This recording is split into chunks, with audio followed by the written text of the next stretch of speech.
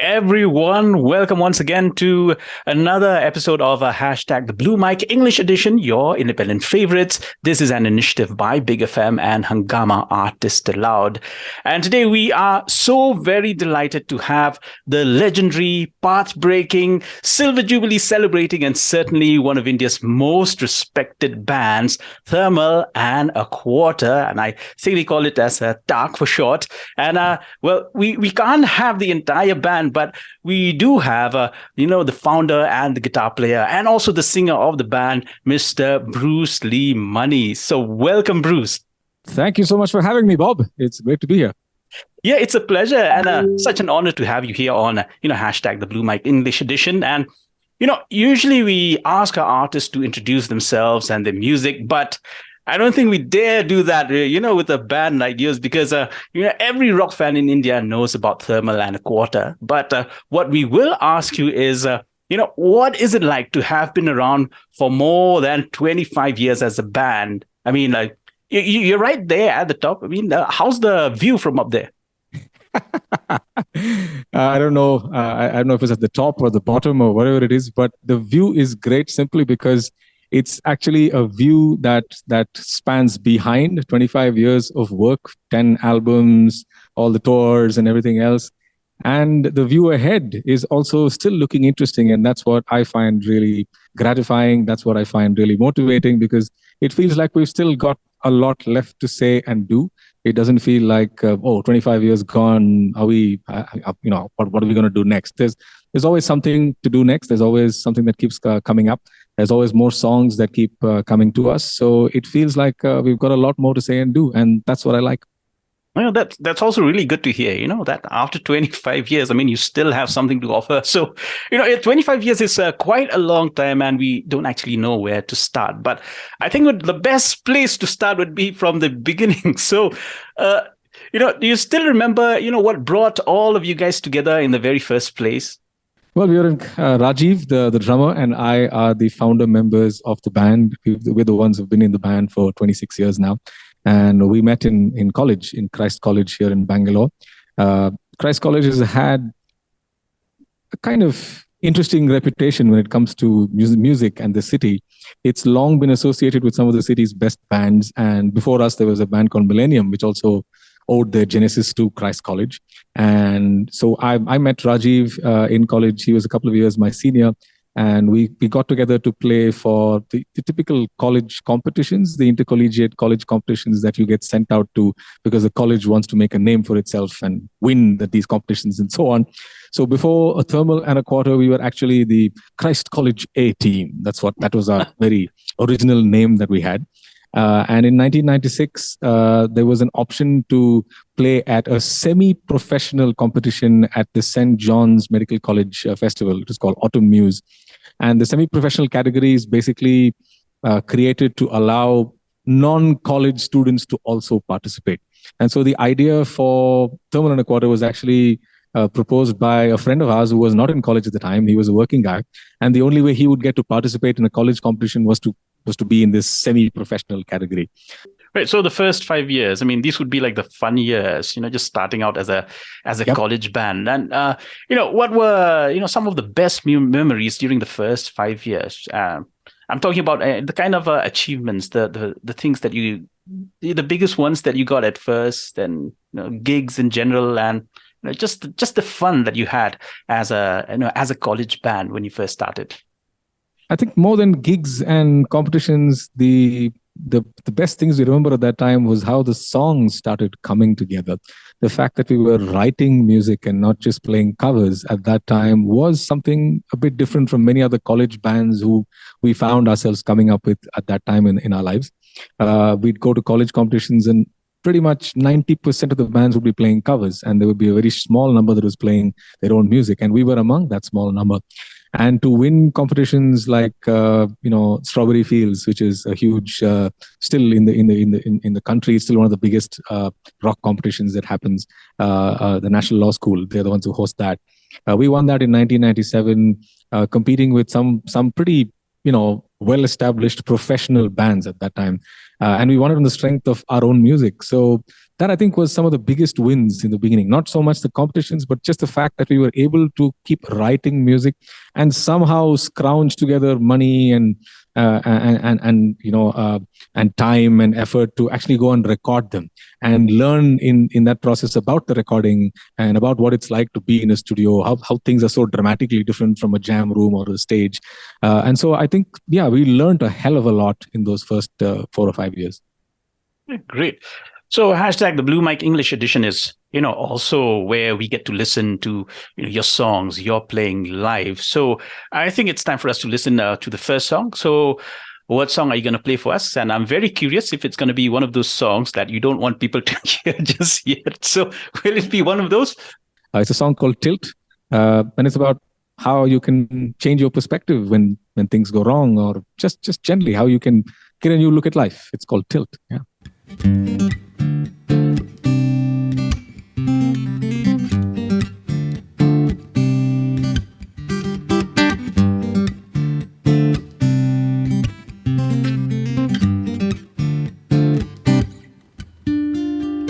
Tilt, get a new slant, an angle you really want. Tilt, calculate the arc between Super Kent and Man Clark. Tilt for the midnight sun, in a flight to find the one. Tilt as you bolt off the blocks. What is real if not the clocks? It's the axis, it's the spin. Call it heads or tails. Which fate is yours to win? Fight it, teeth and nails. Tilt, get the right shot. No filter, no share, just the thought. Tilt, are you slow, are you smart? In the middle you'll find your heart. Tilt your head at me. I love the shape of you I see.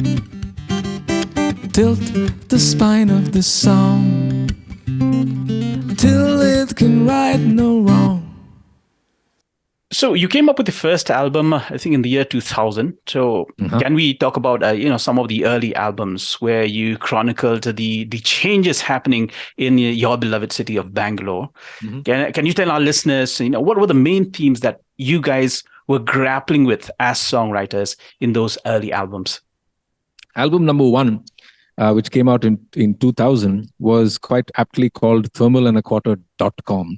It's actually called .com, and the DOTCOM was spelled out simply because I think the year 2000 was a watershed year for the world in general. It was kind of when the internet, it wasn't the year when the internet was born, but it was the year the internet kind of became a rowdy teenager and started, thrashing about and having too much to drink and puking over everything, that kind of thing. The internet was suddenly this bull in the china shop. It was this new thing in the room that everyone was wrestling with. And it changed all of our lives in so many ways. So that album was called thermalandaquarter.com. And it was as a band for us, to be on the cusp of that technological change and seeing our city change as a result of that, because Bangalore very soon became the IT hub of the country. My first job was in a .com. It's truly special to be able to keep doing that, and we recognize exactly how valuable and precious that is, because it's definitely it's a lot of hard work keeping a band together, but it's also a lot of dumb luck, and so we're thankful that we're still able to keep doing that. Now, we've been talking about albums, recordings and all, but let's not forget that, the hallmark of a band is actually their live shows. And you guys are like a live band and a half. So can you look back for us and tell us what are the major changes in performing live between the time you started, 1996, and now? When tell us about the bad, the good. I mean, don't leave out the grubby details. Across most of that period, we've been essentially 3-piece, 4-piece. That's it. It's always been a trio or a quartet. But across the last couple of years, we've been experimenting with a 9-piece version of the band with a full horn section and backup singers and a keyboardist and all of that. And that's been really interesting because that takes me back to my early influence of Blood, Sweat and Tears and so on. Having horns in the band has always been something that I've liked very much, and it's been great to experiment with that. We still take that lineup out every now and then when time and space allows. Live, we've been through quite a few changes live, actually. I'd say between 2000 and 2010, there was one version of the band that would almost exclusively play improvised music. So there would be an entire sections of shows that were completely unplanned, completely off the cuff, and made by the room, as it were. That was something we did a lot back then. We don't do that as much now, and I think there is a feeling that we need to get back to that again a little bit. That whole jam band vibe, where there are a few songs, we play a set of songs, but then there's a whole bunch of just complete improvised madness, right? So Right. We used to do that a lot, I think, at that time. And between 2010 and 2020, we got more into structured compositions and more intricate arrangements and things like that. So I'd say those are kind of the broad movements in terms of what we play live. I mean, I still think we're very much an improvising band on stage. All the solos are different at every gig, and there's lots of parts of songs which are still left to what happens on that stage at that time with that particular audience energy and so on. All right. Okay, so I guess it's time for us to listen to another song. So what song would you like to play for us? Right. All right. So the next song, I'd like to play a song from that album I just spoke about, the one that was mixed at A.R. Rahman's studio in Chennai. It's a song called This Is It. And it was very relevant for the time because it talks about what if this was the last show? What was this? This was the last band, and after this, there was no more live music. Because we wrote it at a time when live music was kind of being banned in Bangalore. It was also the end of the 2008-2009 financial crisis, so things were really bad all over the world. And we didn't have any gigs, I think, for 4 or 5 months. And so we wrote this song about what if this was the last band? What if this was the last gig? And it's a song called This Is It.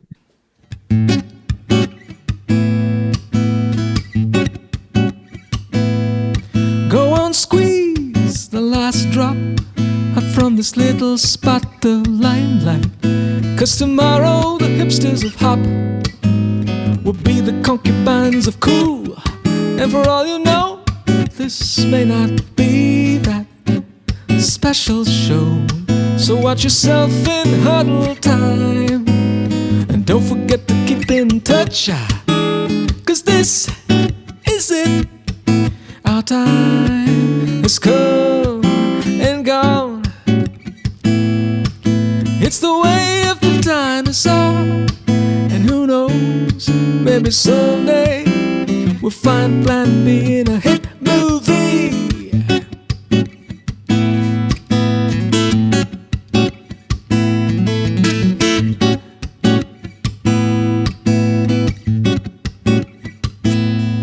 We've got 3 R's in the band, but somehow we only read and write.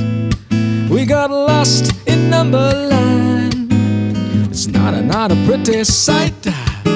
So turn off that old tube drive, step into the light, look into those front row eyes, make your little goodbyes, 'cause this is it.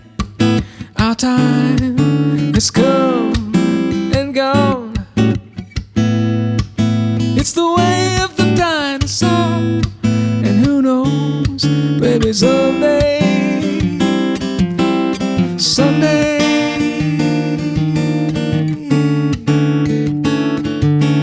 we'll find Plan B in a hit movie. This is it. That's it. What were some of the major challenges that you faced as the band? I mean, like you said, like you just go from gig to gig, but there must have been times which were very difficult for the band, when you thought that, probably you'd have to break away or, put it on hold or something like that. Yes, like with every other band, with every other creative pursuit, you go through ups and downs, man. It's not, those are kind of part of the, those are part of the deal. And I think, we make too much about this whole idea of, oh, we've got to think positive. We've got to always look for the silver lining. Sometimes the dark clouds are really cool, and they give you a lot of material.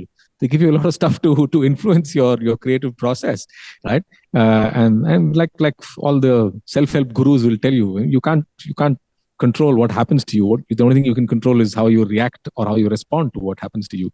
And for me personally, that's just been the way it is. It's things happen, and I use the things that happen to inspire me to create more.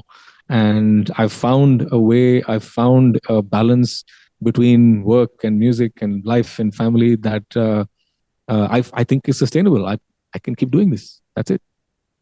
Right. And I suppose that's because of the first 10 years that you had with the band, where you said earlier that, you didn't have to depend on your music, to make a living, but you had other jobs. And then, how important is this, in a country like India, to have jobs and other ways to sustain yourself? I mean, if you want to be together as a band. See, I can say it's important, and I can say that that's how it's worked out for us. Will I advise all other musicians to follow the same route? No, you got to find your own path. But I'll tell you how much. It made an impact on my personal journey and the band's journey. And I'll say that it helped. It helped not just in terms of keeping us financially stable for the first 10 years of our lives. It also helped in terms of teaching us to work. I mean, people think playing in a band, playing music, oh, it's all fun, it's creative, it's wonderful, you're in this amazing state the whole day. I mean, that's bollocks. I mean, it's hard work, man. You got to wake up in the morning, you got to practice, you got to get better at your instrument, you got to write songs, you got to get together, you got to jam, you got to look at Excel sheets and manage your money, you got to make pitches to sponsors, you got to talk to event managers who don't give a crap about you. You got to deal with all manner of unsavory individuals that's are a part of show business, as they are part of every other business generally. So there's a lot of work, there's a lot of hardcore showing up on time, kicking ass, understanding how to make relationships, working with people you don't like, all of that stuff. And I think working outside of music, working in an organization, working in a corporate, teaches you a lot of those skills. Knowing what it is to be in a team, knowing what it is to do stuff you don't like, but you have to do, knowing how to manage money, knowing how to look at, like I said, those Excel sheets and PowerPoint presentations. I mean, it's part of work. And I think for 21st century musicians, given the way the record industry is right now, and the fact that more than 100,000 songs are being released every single day, if you don't know how to work, if you don't know how to manage your finances, if you don't know about selling and marketing and sales and business development and all that stuff, you're going to be left behind. You need those skills. You need to understand how all that comes together, even as you improve musically. So that's why I'm saying it's even more hard work that musicians have to do than anyone else who's out there doing a regular job. Because not only do you have to do all that stuff about working, you also have to focus on your creativity. You have to get better at your instrument. You have to find things to inspire you. You have to read. You have to watch. You have to listen. You have to do all those things. So it's mental. It's a crazy mix of things that you have to do, and we do it with joy, because at the end of the day you get to play. And when you get to play, it's like those 1 hour or 2 hours on stage. That's it. Everything else no one sees, and they just think like, oh, okay, he's having fun, but it's work, man. What were some of the high points of your commercial success? Most recent is, again, the songs from World Gone Mad. The song Leaders of Men was number 1 on the world indie charts, as well as the Euro indie charts. This is talking about terrestrial radio stations around the world. So it got a lot of airplay on terrestrial radio, not internet radio, or both actually, between, I'd say, March 2020 and June 2020. It was number 1 for almost 5 weeks. So that's I guess our most recent Tilt. The song I played first was number 2 on the charts for about 3 or 4 weeks in 2021. So that's our most recent commercial success, if you want to call it that. I think the album The Scene, which we put out in 2015, is also an album that did really well for us, and because it so intimately discusses the life of an indie musician in this country with the kind of things that we have to face. I mean, it's got songs like the sponsors backed out. It's got a song. It's got a song called Like Me, which is about Facebook. It's got a song called Just the Scene, which talks about what it's like to play in a bar, in a restaurant when no one's listening, and that kind of stuff. So that, I think, struck a chord with many indie musicians in the scene. And when we go and play it out live, it's quite nice to see how many people know all the words to every single song. So that was. And then, of course, all the opening acts that we were fortunate enough to do: Guns N' Roses, Jethro Tull, Megadeth, Deep Purple. So and each of those times, I think we learned again so much from watching that ecosystem work, that international ecosystem of bands and managers, and again, it's the structure and the organization and how well the whole thing is put together is something we learned a lot from. Okay. All right. So I think we can listen to one more song, and if it's okay, can I request that favorite song of yours? I could do this is kind of a. It's funny how the song always comes up even now, because it's a song called Paper Pulley, and people often call it our greatest hit if that's meaningful. But it's a song about journalism and the media and the relationship that the media has with the artist. And so I think it'll be a fitting way to end this interview by with a song like that. So yeah, Paper Pulley it is.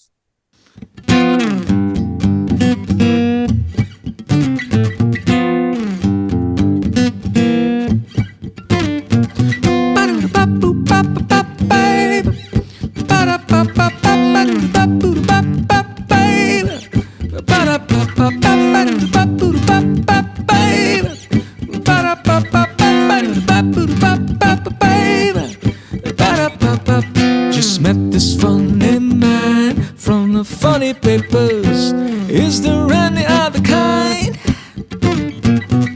Said he hadn't heard much about my rock and roll band. Sure hoped he had a story in mind. He seemed indolent and carefree.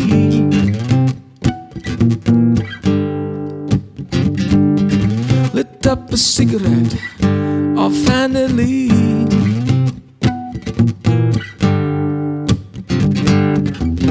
Then he asked me if I wanted some good publicity. Hey, we just all in the same game. We are paper boy. You need a rag to write for, you do, paper boy. And I need one too to shine up my guitar. I do. But tell me, do I really have to talk to you?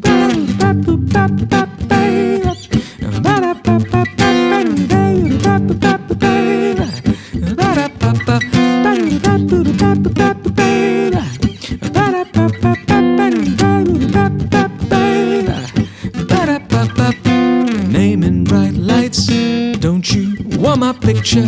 As you can see, I look really, really cool. You want me smiling, or the 3/4 profile?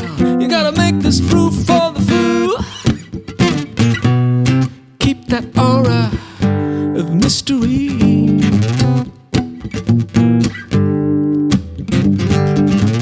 Keep them guessing indefinitely. Yeah. When I drive into that wall, you could say it was such a pity.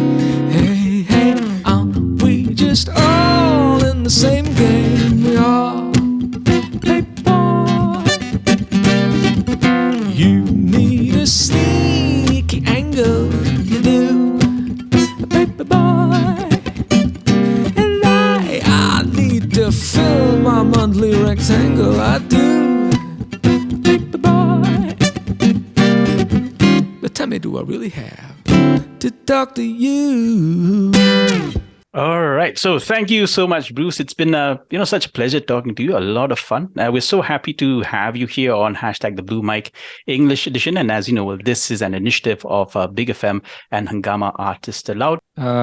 Thanks for having me. Thanks to the Blue Mic, which is what this is called. Thank you very much.